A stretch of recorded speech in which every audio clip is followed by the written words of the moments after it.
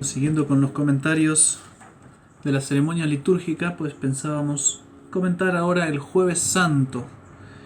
Jueves Santo, día de la institución de la Eucaristía, día de la institución del sacerdocio, día también de comienzo de la pasión, día de la agonía en el huerto. Vamos a retroceder un poco para comprender bien los episodios de este día, primero con la parte histórica y después tratando de explicar qué es lo que la liturgia trata de representar en sus ceremonias. La parte histórica pues nos toca retroceder al día miércoles santo, en que los ancianos de los sacerdotes y los fariseos y el sumo pontífice habían hecho una asamblea extraordinaria, se habían reunido de un modo extraordinario para determinar qué es lo que iban a hacer con Jesús. Y decidieron pues que había que matarlo. Había que matarlo. Ya lo había dicho Caifás, conviene que muera un hombre y no que toda la nación perezca. Sin embargo, como no tenían mucha idea de cómo hacerlo, una cosa dejaron en claro. No tenemos que matarlo en el día de la fiesta, es decir, el día de la Pascua. Es decir, no tenemos que matarlo el Viernes Santo. ¿Por qué? Porque hay demasiada gente. Y las turbas que lo aclamaron el Domingo de Ramos se nos pueden poner en contra, puede haber una revolución y nos va a salir mal el asunto. Entonces, no en el día de la fiesta. Y estaban pensando cómo hacerlo, que no tenían ni idea, y de repente aparece Judas, el traidor, que lo viene a traicionar, les viene a ofrecer, ¿qué me dais? Para que yo os ofrezca a Cristo. Y se alegraron muchísimo porque de repente de la nada uno de los 12 lo está traicionando. ¿Pero qué pasó? Pensábamos que lo amaban todos. Y ven ahí la ocasión y deciden, bueno, acuerdan en 30 monedas de plata, que era el precio de un esclavo normalmente. Y le piden que él busque una ocasión en que haya poca gente y que les avise de antemano para poder llevar sus hombres, sus soldados y apresarlo. Entonces tenía que ser una ocasión predecible en que Cristo estuviera con poca gente. Y eso nos va a explicar el modo de obrar de nuestro Señor después. Pero antes de pasar, entender un poco el alma de Judas. Judas también estaba imbuido de estos falsos ideales mesiánicos y si bien probablemente había seguido a Cristo en un primer momento con generosidad, con entrega, pronto la ambición, que era la pasión dominante de su alma, se había apoderado cada vez más, cada vez más, cada vez más. Y él esperaba que pronto, cuando Cristo se manifestase, pues él tuviera una parte en su reino, de poder y de dinero también. Pero cada vez, cuanto más comprendía que Cristo no iba a ser ese tipo de Mesías, sino un reformador religioso, la misma procesión del Domingo de Ramos le había mostrado que Cristo sí se había proclamado como rey, como Mesías, y no había pasado nada, ahí había quedado todo. Que seguían igual de pobres que antes. Judas cansado, agotado de pasar pobreza entre los apóstoles, de vivir entre escaseces, decide pues conseguir dinero de otro modo, se cansa, se harta de esperar ese poder y esa riqueza que el Mesías le iba a otorgar en su reino. Entonces acude a traicionarlo.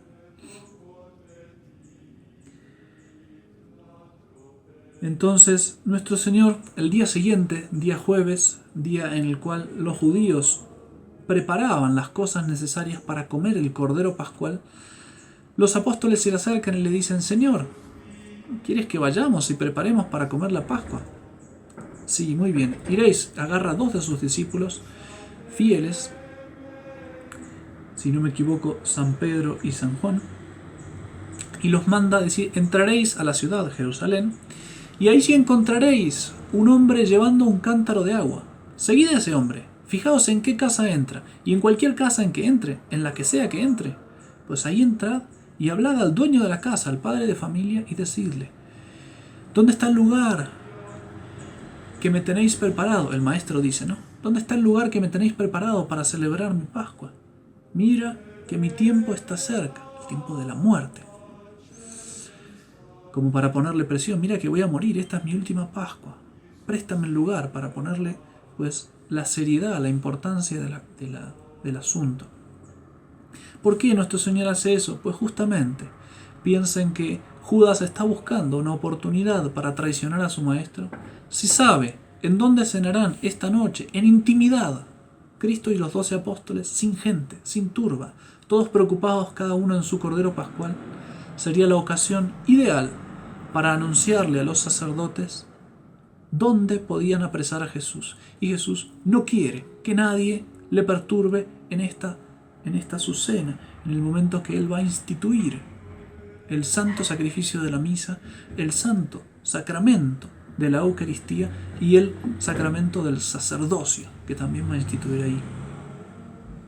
Cuando Cristo no quiere, nadie puede hacer nada contra Él. Y cuando Él quiera, cuando Él se deje, pues entonces ahí será la hora del poder de las tinieblas y de Satanás, y lo llevarán a la cruz, lo escupirán, lo flagelarán, lo coronarán de espinas y morirá.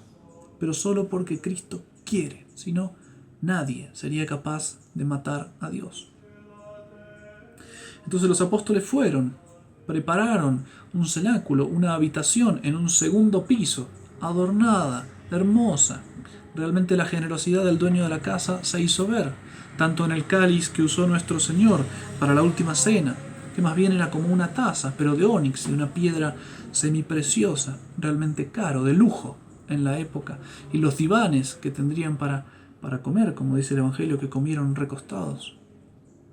Pues bien, era un lugar digno del sacramento que Cristo pues iba a instituir, y el mismo Cristo se preocupó de conseguir un lugar digno. Cristo no celebró la Pascua, perdón la expresión, a los hippies. Podrían haber comido el Cordero Pascual en el pasto, como comerían generalmente. No, Cristo quiere para su sacramento, para su sacrificio y su sacerdocio, Él quiere un lugar digno. Por eso la Iglesia trata de hacer las ceremonias lo más esplendorosas posible. El mismo Cristo fue el que buscó eso. Entonces se hizo de tarde, la tarde del jueves, día 14 de Nisan, y entonces fueron los discípulos a este cenáculo a comer la Pascua. El rito de comer el Cordero Pascual, pues la cena pascual tenía distintas ceremonias. En primer lugar estaba lo que se llamaba la cena ritual, que se comía propiamente el Cordero Pascual. Cordero que era una figura muy hermosa de Cristo, quizás en otra charla se podría desarrollar un poco más. Cordero que debía comerse asado en cruz, a las llamas. No se podía hervir, no se podía guisar, tenía que ser asado y asado en cruz. No se podía quebrar ni uno solo de sus huesos. Debía comerse de pie, porque es el paso del Señor. Recuerden que los judíos comieron el Cordero Pascual para librarse del ángel exterminador. Ponían la sangre del Cordero Pascual en las puertas, en los dinteles de las puertas, y ahí el ángel, cuando veía marcada con sangre una casa, no entraba, sino que seguía de largo y mató a todos los primogénitos de los egipcios, de hombres y de animales. Era por tanto pues el día anterior a que el faraón los iba a dejar ir, viendo el terrible poder del Dios de los judíos, los iba a dejar ir. Entonces por eso la comían de pie, ceñidos los lomos, preparados para salir. Ceñidos los lomos, como cuando uno tiene sotana, cuando uno tiene un hábito, una túnica, para salir corriendo, para ir rápido, los viajeros pues suelen arremangarse la sotana y atarla con el cinturón de tal manera que puedan correr sin que la sotana, sin que el hábito, sin que la túnica se enriede con los pies. Por eso dice ceñidos los lomos, en actitud del que va a salir corriendo, preparados para irse. Pues nuestro Señor, al padre de familia le tocaba la explicación del rito del Cordero Pascual, y nuestro Señor hace seguramente pues el ritual, lo cumple y explica también el simbolismo que ese Cordero Pascual tenía realmente pues en su vida y en su muerte. Como ese Cordero, Él habrá dicho: este Cordero soy yo, que voy a ser sacrificado por los pecados del mundo, que voy a librar no del ángel exterminador, sino de la muerte eterna, de la exterminación eterna, por decir así. Y el que come mi carne y bebe mi sangre, pues entonces ese es el que alcanza la vida eterna. Así pues, nuestro Señor explicaría una por una las partes del rito que nos hubiera encantado presenciar. Los evangelios son muy escasos en noticias con respecto a eso. Pero bien, entonces primero la cena ritual de pie. Terminada la cena ritual, en que no era abundante lo que se comía, sino más bien significativo, ceremonial, religioso, ahí se pasaba a la cena festiva. Entonces ahí se recostaban sobre divanes para comer al modo romano, como dice las palabras del Evangelio, habla de que se recostaron para comer.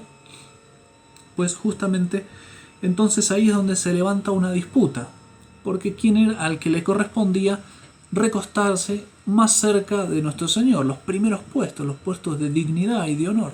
Y se empiezan a pelear, ¿no? Que yo soy mayor, que no sé qué, Cristo. Los regaña, los reprende. ¿Y qué hace Cristo?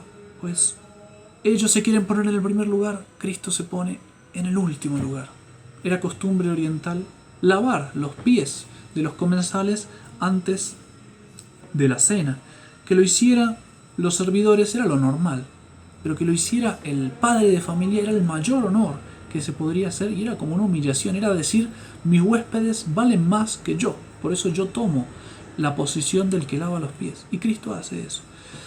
Se quita la túnica, se ciñe para poder moverse tranquilo, toma una jofain, un aguamanil llenos de agua y una toalla, y se acerca primero a San Pedro para lavarle los pies. Maestro, ¿qué haces? ¿Tú lavarme a mí los pies? Pedro, lo que yo hago no lo entenderás ahora, lo entenderás después. Jamás me lavarás tú a mí los pies, Señor. Pedro, si no te lavo los pies, no tendrás parte conmigo, que era como decir, quedas excomulgado, estás fuera de la comunión conmigo. Ah, no, Señor, entonces no solo los pies, sino también las manos y la cabeza, todo. Tranquilo, Pedro, el que se ha bañado no necesita lavarse más que los pies. Piensen que los judíos se mueven con sandalias en caminos de tierra. La transpiración de los pies, la humedad y el viento que levanta el polvo hace que los pies siempre se llenen de polvo. De cuando un pequeño camino de 1 cuadra, 2 cuadras, entonces para limpiarle los pies se hacía este rito tan común de limpiarse los pies antes de comer. El que se ha bañado, pues simplemente se ensució los pies porque caminó un poco. Entonces, Señor, entonces las manos y la cabeza. No, Pedro, el que se ha bañado solo necesita lavarse los pies. Y vosotros estáis limpios, mas no todos. Sutil. Nuestro Señor ya tira una puntita para avisarle al traidor, mira que yo sé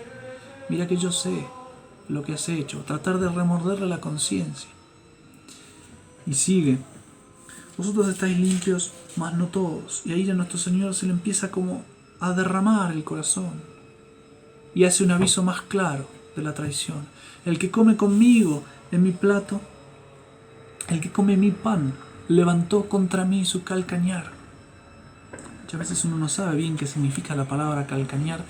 Es una imagen tomada de un caballo salvaje que levanta la costa trasera para dar una patada, diríamos en porteño.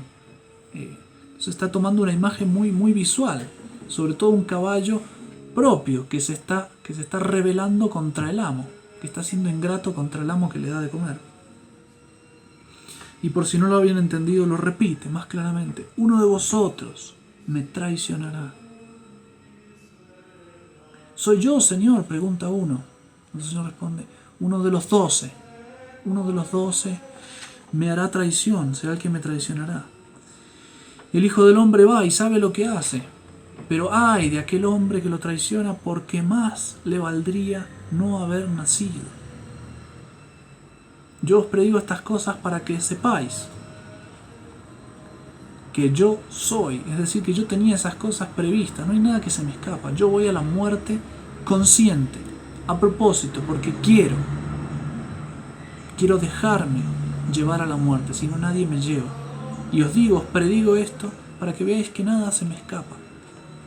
Ya lo veréis después.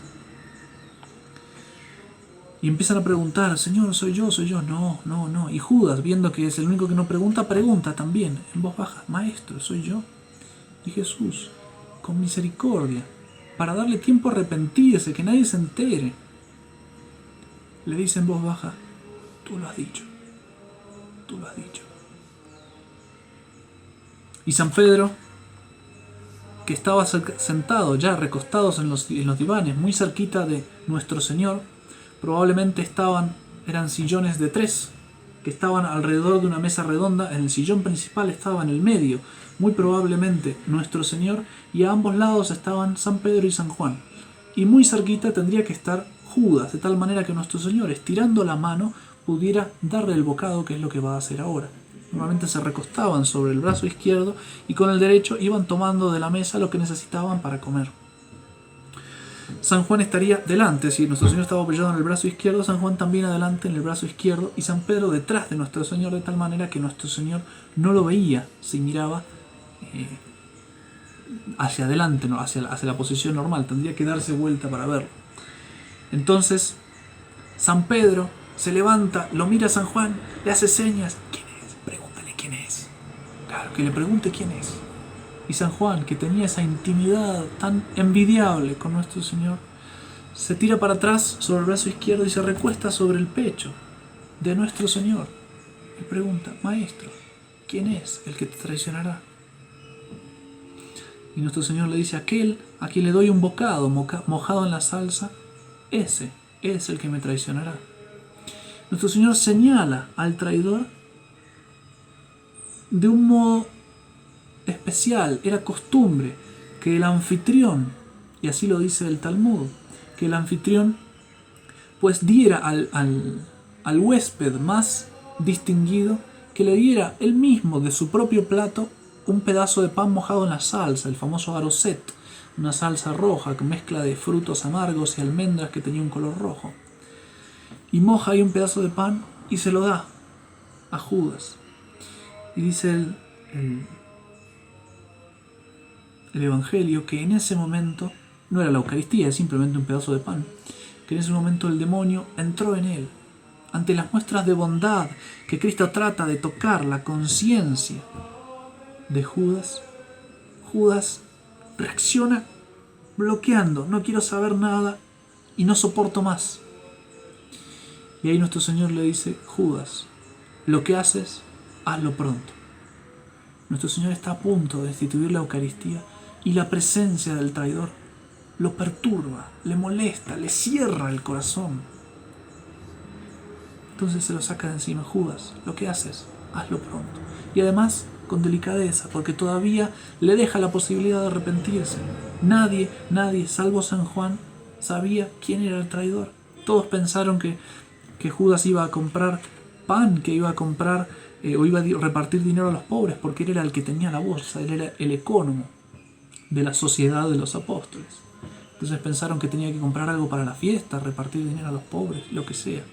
Le dejó hasta esa fama, hasta el último momento nuestro Señor. Pero lo cierto es que cuando Judas se va, el corazón de nuestro Señor se expande, se dilata.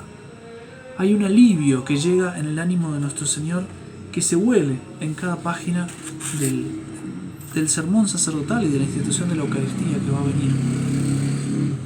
Y ahí Cristo instituye pues la Eucaristía, toma un pedazo de pan entre sus manos y dice, esto es mi cuerpo. Lo dice por primera vez. Y no es un simbolismo. Cuando nuestro Señor intenta dar simbolismos, deja bien claro. No, yo soy la vid, se entiende, los evangelistas dijo esta parábola, esta comparación. Aquí no, sin ningún anuncio, sin avisar, sin preparar a los oyentes de repente, esto es mi cuerpo. Y realmente es su cuerpo, se opera un cambio de la sustancia, toda la sustancia del pan se transforma en toda la sustancia de su cuerpo. Fíjense que cuando nuestro Señor hizo antes el discurso eucarístico, ¿no? Yo soy el pan vivo bajado del cielo, el que come mi carne y bebe mi sangre tiene la vida eterna y yo lo resucitaré en el último día. Los discípulos se escandalizan. Dicen, maestro. No, maestro no dicen. Dicen, ¿Cómo es posible que este hombre nos dé a comer su carne? Se imaginaban sus miembros cortados en trozos sangrantes y que los iban a comer. Nuestro Señor no dice, no, tranquilo, no, es un simbolismo, que come mi carne. No dice eso, no los corrige. Porque si bien se equivocaban en cuanto al modo grosero, sangriento, no se equivocaban en cuanto a lo esencial, era comer verdaderamente su carne y beber verdaderamente su sangre. Nuestro Señor pierde un montón de discípulos porque no entendieron una comparación, pues le faltó explicarse más. No, realmente era eso. Y llega el momento y lo da. Esto es mi cuerpo, esta es mi sangre. Y sangre que va a ser derramada mañana, que será derramada por vosotros, por la remisión de los pecados. Nuestro Señor había dicho antes con el Cordero Pascual, esta es la carne del Cordero Pascual. De alguna manera cuando dice, esto es mi cuerpo, está haciendo la comparación entre su sacrificio y el sacrificio del Cordero Pascual.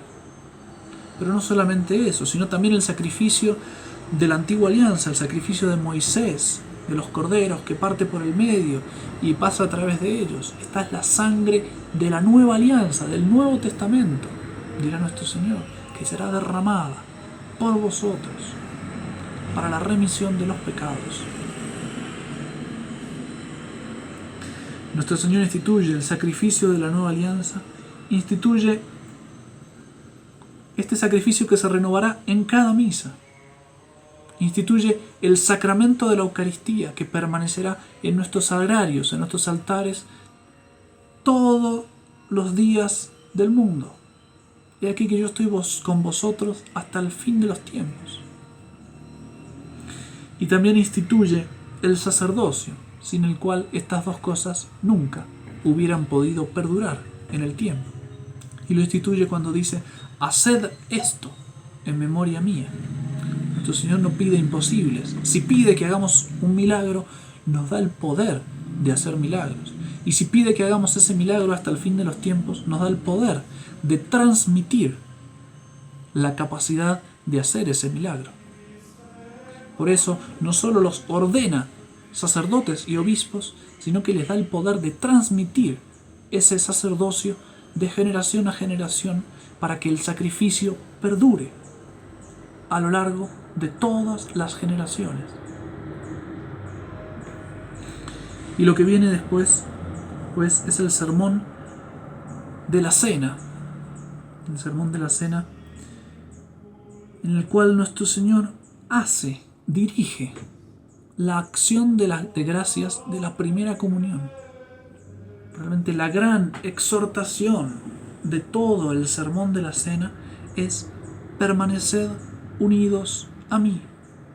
Acabáis de comulgar, estáis en unión conmigo, comulgar, comunión. Permaneced así, permaneced así. Cierto que nuestro Señor también se preocupa de consolar a los apóstoles. Se preocupa de prometerles un consolador. No estéis tristes. No estéis tristes. Yo me voy, pero enviaré otro consolador. Sí, pero sobre todo es esa acción de gracias de la primera comunión. Y ahí, pues, nuestro Señor le dice, a donde yo me voy, vosotros no podéis venir. Y San Pedro pregunta, Señor, ¿a dónde vas? Pedro, donde yo voy ahora no me puedes seguir, me seguirás después. ¿Cómo que no te puedo seguir, Señor? Yo te seguiré, pondré mi vida por ti. Tú pondrás tu vida por mí. Pedro, en verdad os digo que todos vosotros os escandalizaréis de mí esta noche, porque está escrito, heriré al pastor y se dispersarán las ovejas. Aunque todos se escandalicen, dice Pedro, yo no me escandalizaré de ti.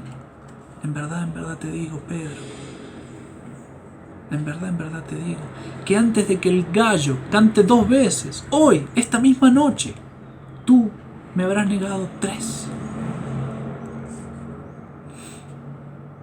Simón, Simón, Satanás te ha pedido para sacudirte como el trigo. El trigo se sacude en la criba, como en un colador, para que quede el grano para que caiga el grano y quede la paja, para separar el trigo de la paja. Satanás te ha pedido para sacudirte, como el trigo. Pero yo, sin embargo, he rogado por ti, a fin de que tu fe no desfallezca. Y tú, cuando te conviertas, confirma a tus hermanos. Señor, estoy preparado para ir a la cárcel contigo y a la muerte. Y si es necesario que yo muera contigo, no te negaré. Y los demás decían todo lo mismo. Nuestro Señor verdaderamente tiene miedo en este Jueves Santo, miedo a la soledad. Dijo un sacerdote una vez que todos los males del mundo perderían la mitad de su horror si se pudieran compartir con alguien. Y nuestro Señor está viendo que tendrá que pisar solo el lagar de la ira de Dios, que no va a tener a sus amigos íntimos para compartir con ellos su pasión. La compartirán después.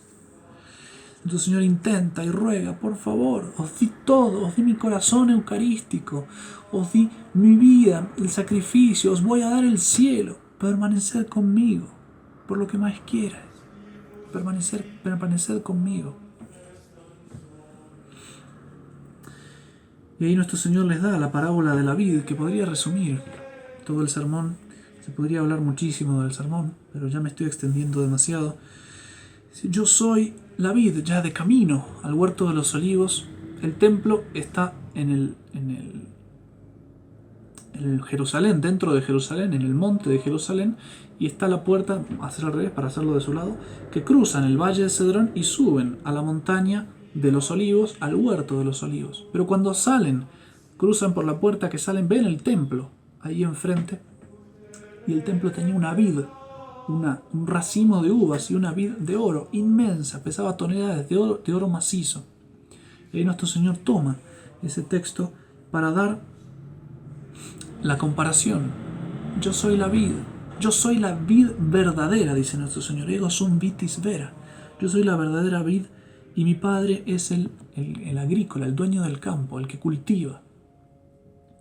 Y todo sarmiento que no dé fruto en mí será podado para que dé más fruto. Y todo el que dé fruto será podado para que dé más fruto. Todo el que no dé fruto será cortado y arrojado al fuego, y todo el que dé fruto será purgado para que dé más fruto. Ya vosotros estáis purgados a causa de las palabras que yo dije. Ya os he entristecido mucho diciendo que voy a la muerte, ya lo sabéis. Pero permaneced en mí. Es esa unión misteriosa de la Eucaristía en la cual Cristo entra dentro de nuestra alma y nosotros entramos dentro del corazón de Cristo. Las dos cosas son verdades, hay una identificación con Cristo. Así como la vida. Realmente se puede leer con mucho fruto este Jueves Santo, pues, esta parábola de la vid y meditarla. Y nuestro Señor, pues, va al huerto de los olivos a rezar y prepararse a morir. Y les pide a los apóstoles que le ayuden, lo acompañen a rezar y lo acompañen. Él querría que lo acompañaran a la muerte, pero no, ninguno está preparado para eso. Nuestro Señor sufrirá, sobre todo, de la soledad en el huerto de los olivos. Bueno, hasta ahí con el Jueves Santo. Y ahora la ceremonia, pues es muy sencilla. La ceremonia está calcada sobre los hechos de este Jueves Santo. Por eso se comienza con el ritual del lavatorio de los pies a los 12 apóstoles, porque Judas estaba también entre ellos. Después se procede a la misa que es celebrada por el sacerdote mayor, que figura y representa a nuestro Señor en particular. No hay otras misas. Los sacerdotes el día de Jueves Santo no celebran misas privadas. Solamente está la misa in cena domini, de la institución de la Eucaristía. Y el mayor que celebra le va a dar la comunión a todos los demás sacerdotes que comulgan de manos del sacerdote en la boca en esa misa. Y después de la misa, pues, viene el traslado del Santísimo Sacramento desde ese lugar donde se celebró la cena de nuestro Señor, si puedo decir así, el sacrificio de nuestro Señor, a el Huerto de los Olivos, el monumento del Huerto de los Olivos, donde nosotros y la Iglesia trata pues de compensar a Cristo por la soledad del Huerto de los Olivos. Así como Cristo les dice a los apóstoles: no habéis podido vigilar siquiera una hora conmigo. Pues de esa manera la Iglesia trata, y cada uno de los fieles trata de pasar una hora, al menos una hora con nuestro Señor. Y si en el Huerto de los Olivos hubo soledad y espinas, pues la Iglesia trata de poner flores, explotar de flores el altar, y de adornos y de blanco y de belleza. Pero cuando llegan las 12 de la noche, el momento pues en que es traicionado, viene el beso de Judas, pues se cierra el monumento y ya nadie puede visitarlo. Nuestro Señor queda en la soledad hasta el Viernes Santo, en el momento en que se distribuirá la comunión. Un detalle: en la misa del Jueves Santo no se da el beso de la paz. Es cierto que en ninguna misa rezada y ninguna misa cantada se da el beso de la paz. Es una cosa que se reserva, la Iglesia lo ha reservado para las misas solemnes. Hablo de todo el año, no solo del Jueves Santo. Para las misas solemnes y solamente entre los clérigos. Los fieles no se dan el beso de la paz justamente por los abusos que se producen.